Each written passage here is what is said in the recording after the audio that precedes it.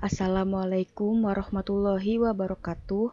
Perkenalkan, nama saya Lutfia Masrosya dari kelas 3A Teknik Informatika.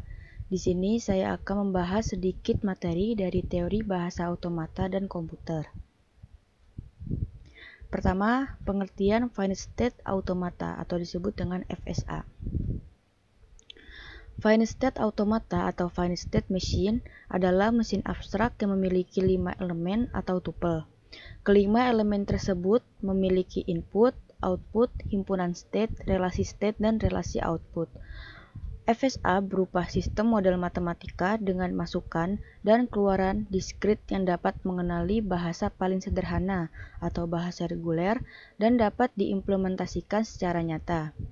FSA dapat menerima input dan mengeluarkan output yang memiliki state yang berhingga banyaknya.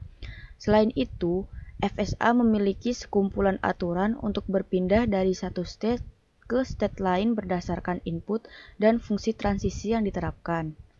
Perlu diketahui bahwa sistem Finite State Automata hanya dapat mengingat state terkini karena tidak memiliki tempat penyimpanan atau memori.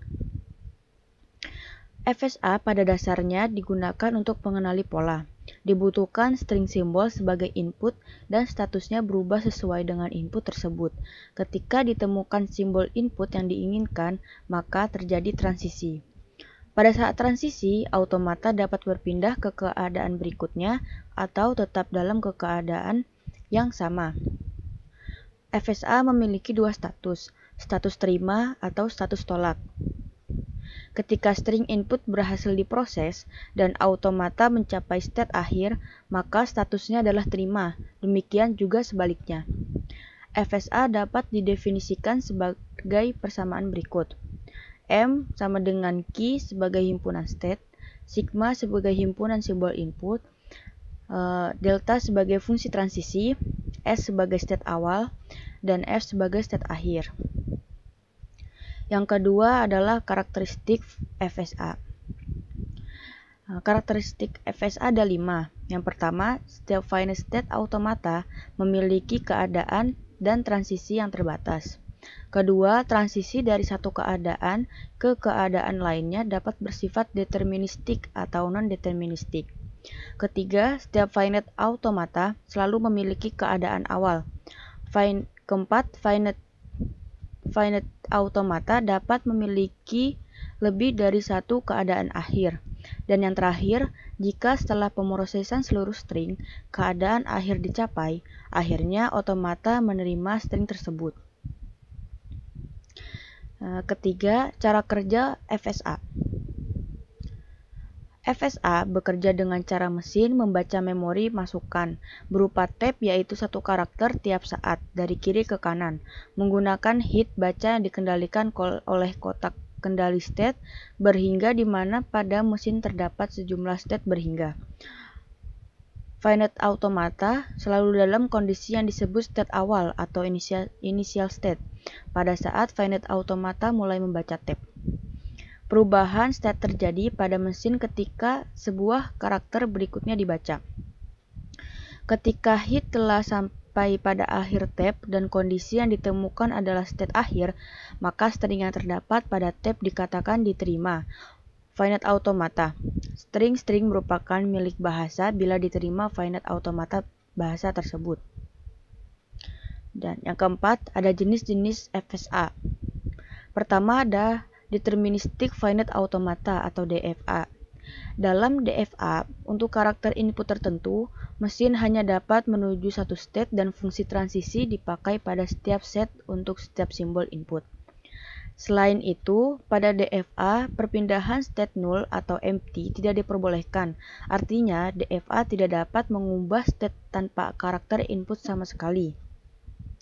Deterministic Finite Automata atau DFA terdiri atas 5 tuple, yaitu Q sebagai himpunan state, sigma sebagai himpunan simbol input, simbol yang digunakan oleh mesin untuk mengambil nilai input, delta sebagai fungsi transisi, S sebagai state awal atau initial state, dan F sebagai state akhir.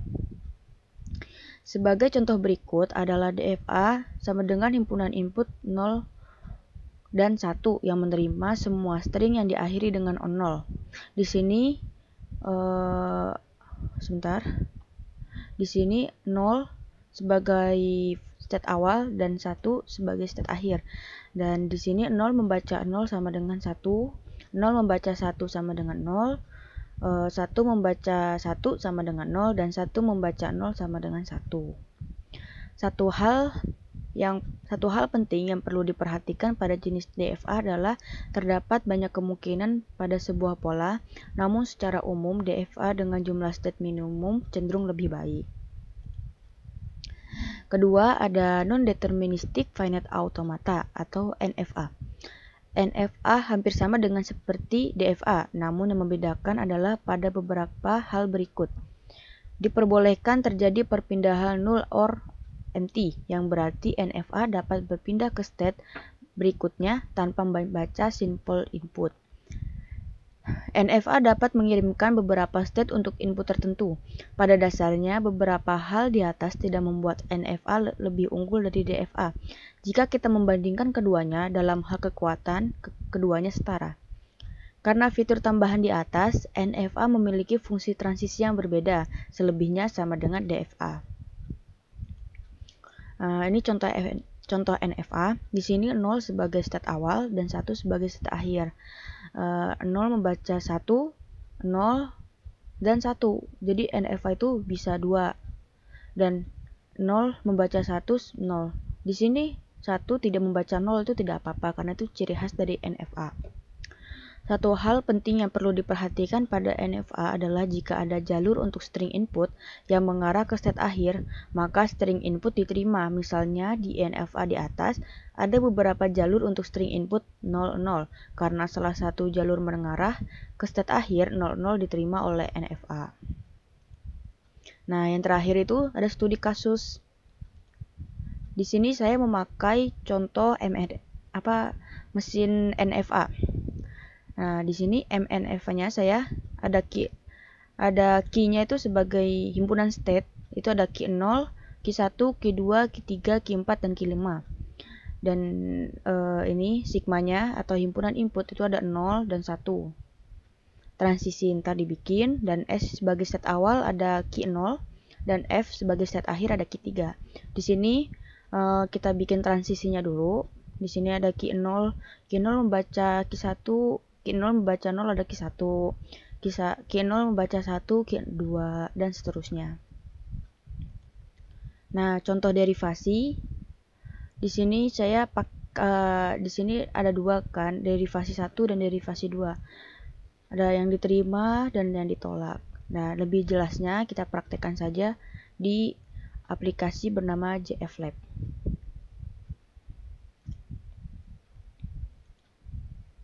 Di sini kita pencet yang finite automaton. Nah, di sini kita bikin ada 5 state kan? 6. 1, 2, 3, 4, 5, 6. Ntar dulu. Pertama pencet ini dulu. Ini bikin state-nya. Ada key 0, ada key 1, ada key 2, key 3, ada saya bikin key 4 di sini dan key 5 di sini. Lalu state awalnya ada di key 0. Berarti ini klik kanan, ini inisial. Nah, jadilah seperti ini. Lalu state akhirnya ada di key 3. Gini. Berarti final. Lalu kita kita baca dari key 0 ke key 1. Di sini isinya 0. Key 0, key 2, 1.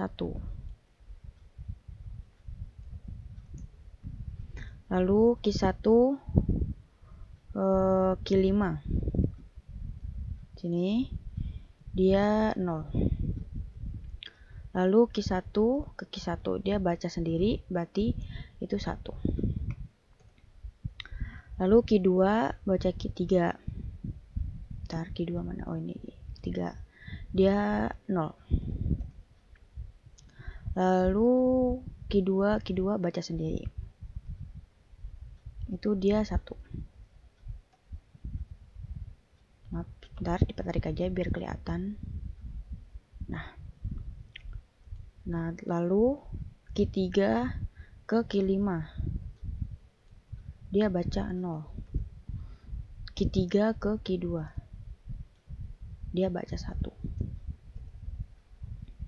Q4 baca 0 nggak ada. Q4 ke Q5 itu baca 1.